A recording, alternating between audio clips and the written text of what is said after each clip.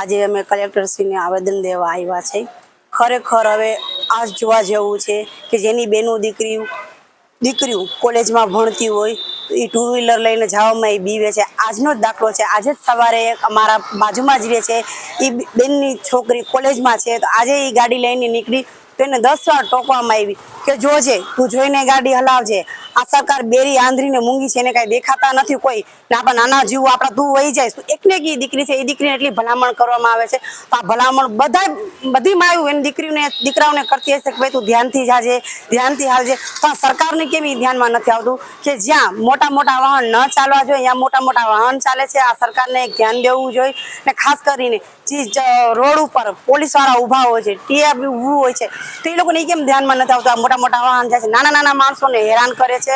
અને ખરેખર જોવા જાય ને તો કોઈ પણ લેડીઝ હોય એના પાસે પીયુસી આ તે બધું હોય જ છે, નથી હોતું એવું નથી, સામાન્ય છે। ગાડી ચલાવતા હોય તો કદાચ ભેગું હોય, ઘરે પડ્યું રહે, પર્સ ફેરવતા હોય પર્સમાં હોય તો આ લોકો બસ 500 રૂપિયા દો, 1000 રૂપિયા દો ને સમાધાન કરો ને જવા દો ના। ખુલ્લી મિલી ભગત છે। તમે જોવો જ્યાં કેમેરા છે ત્યાં લોકો નહીં ઊભા હોય, આડા રસ્તે આડી જગ્યાએ ઊભા હોય કે જ્યાં કેમેરા ન હોય ને તોડબાજ કરતા હોય। ખરેખર ખાખી વર્દી એમાં ભેગી હોય છે, સફેદ વર્દી એ ભેગી હોય છે, બે મિલી ભગત કરી ના તોડો કરે છે।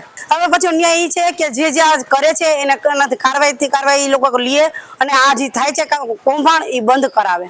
આજે અમે આવેદન પત્ર દેવા માટે આવ્યા છીએ કે પોલીસે જે જાહેરનામું બહાર પાડ્યું છે એ માત્ર ને માત્ર કાગળ ઉપર જ છે, અને આ જાહેરનામાની 80-83 રાજકોટ પોલીસ અને જે મોટી મોટી ટ્રકો છે, ડમ્પરો છે, એના દ્વારા કરવામાં આવે છે। અને આ જે ઘટના બની એના જવાબદાર ડ્રાઈવર, એના માલિક અને પોલીસ ખાતું જે એની જે જવાબદારી આપી હોય એ અધિકારી નતા, એટલે એની પણ જવાબદારી આવે, એની હારે કેસ થવો જોઈએ અમારી માંગણી છે। સાથે સાથે પોલીસ કમિશનરને મારે એ જ કહેવું છે કે જે ટીઆરપી જવાનો છે, ટ્રાફિક પોલીસ છે, એને માત્ર ઉઘરાણા કરવામાં અને તોડબાજી કરવામાં જ રસ છે, જેથી આજે તમને કહો ભ્રષ્ટ પોલીસના હિસાબે જ આ દીકરીનો જીવ ગયો છે। નકર આ ટ્રક અહીંયા સુધી કેમ પહોંચે? આ ટ્રક અહીંયા પહોંચવો જ ન જોઈએ।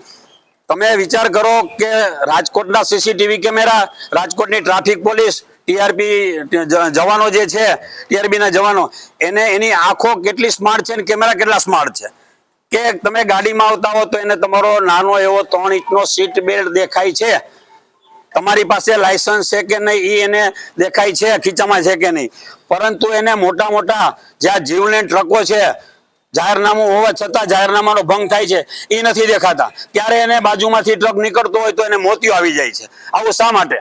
આજે એક દીકરીનો જીવ ગયો હોય એના જવાબદાર સામે પગલાં લેવા જોઈએ। રક્ષાબંધને ગણતરીના દિવસો જ બાકી છે ત્યારે એક ભાઈ એની બેનને ગુમાવી છે। આજે રાજકોટની પ્રજા રામ ભરોસે છે। સાથે સાથે અમને હું કહીશ, આ જાહેરનામાનો ભંગ કર્યો છે, રાજકોટની પ્રજા રામ ભરોસે છે। આ છે ને પોલીસની લાઠીમાં અવાજ આવે છે, પણ પોલીસને હું પણ કહેવા માંગુ છું કે કુદરતની લાઠીમાં અવાજ નથી આવતો એટલું ધ્યાન રાખજો। માનવોની આ 4 મહિનામાં 50 લોકો મૃત્યુ પામ્યા। રાજકોટમાં અનેક એક્સિડન્ટ થાય છે, રોજથી 8 થી 10 ચોપડે માંડ એક માન નોંધાય છે। શું કામ? એને કે જાજા નોંધાય તો એનું ઓલું લાગે, જાજામાં પોલીસ ખાતું છે, ટ્રાફિક પોલીસ સમાધાન જ કરાવે છે। એને સમાધાન શા માટે કરાવે છે? કેસ કેમ નથી કરતા? કારણ કે એના ચોપડે વધારે દેખાડે છે। એટલે માનવ જિંદગી જે બચી જાય એના માટે અમે તમને બે હાથ જોડીને ટ્રાફિક પોલીસને, ટીઆરપી જવાનોને વિનંતી કરી છે કે ઉઘરાણા બંધ કરો અને આ મેમાં ફાળવાના છે। તમારે ભલે લાયસન્સ નથી તો તમે જે એને દંડ થતો કરો, ના નથી પાડતા, પીયુસી નથી, પણ તમે વાલા દવલા કા કરો? ગઈકાલે જ પૂજા યાદવ છે મેડમ, એને હમણાં પેપરમાં જ મેં વાંચ્યું સવારમાં કે જે પોલીસ ખોટા કેસ કરશે એની માં કાર્યવાહી થશે। અરે ખોટા કેસ છે ના? રાજકોટની પ્રજા મૂર્ખ છે કે ખોટા કેસની વાતો કરો? તમે એને ખોટા કેસમાં કેમ ફસાવી શકો? તમે ખોટો કેસ કરો, મારી પાસે લાયસન્સ નથી, મારી ધરપકડ કરો, મને ગુનો મારી પર દાખલ કરો, પીયુસી નથી તો ગુનો દાખલ કરો। ખોટા કેસ કઈ રીતે?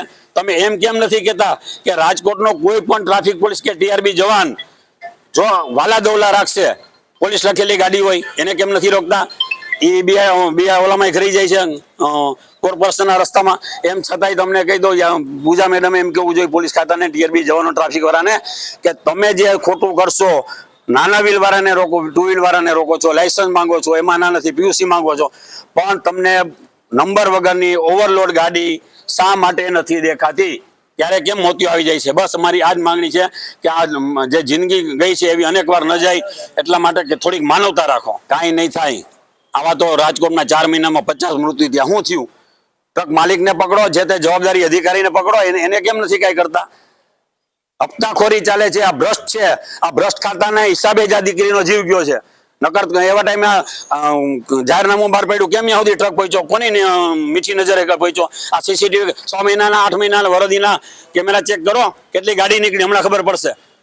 કોક બિચારો દવાખાને દવા માટે દવા લેવા આવ્યો, મેડિકલ સ્ટોરે ગયો હોય, 2 મિનિટ ગાડી રાખે તો ધર એની ગાડી લઈ જાય છે. કાલે હમણાં 2 દી પહેલા તમે જોયું છે રોડ ઉપર લોક કરી દીધી ગાડી. આ માનવતા છે તમારી?